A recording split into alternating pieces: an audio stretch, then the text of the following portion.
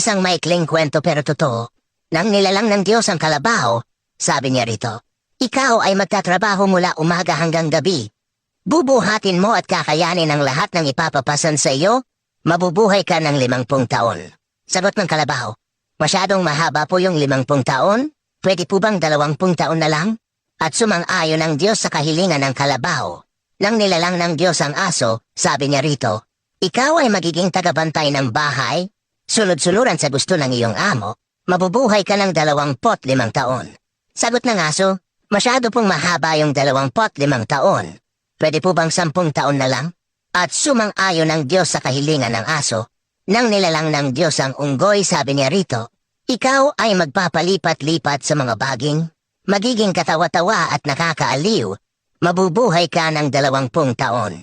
Sagot ng unggoy, masyado pong mahaba yung 20 taon, pwede po bang 10 taon na lang? At sumang-ayon ng Diyos sa kahilingan ng unggoy. Nang nilalang ng Diyos ang tao, sabi niya rito, ikaw ang pinakamatalinong nilalang sa mundo, magiging amo ng lahat ng mga hayop, dodominahin mo ang buong mundo, mabubuhay ka ng 20 taon. Sagot ng tao, masyado pong maiksi yung 20 taon. Pwede po bang ibigay ninyo sa akin yung 30 taon na tinanggihan ng kalabaw, 15 taon na tinanggihan ng aso, at 10 taon na tinanggihan ng unggoy? At sumangayon uli ang Diyos sa kahilingan ng tao. Mula noon, ang tao ay namuhay ng 20 taon bilang tao. Nang siya'y ikasal, siya ay namuhay ng 30 taon bilang kalabaw.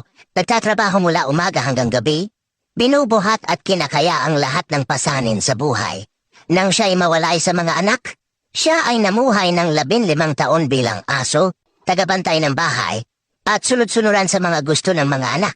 Nang siya'y matanda at retirado na, siya ay namuhay ng 10 taon bilang unggoy, padalaw-dalaw at palipat-lipat sa mga bahay ng mga anak, nagiging katawa-tawa para aliwin ang mga apo.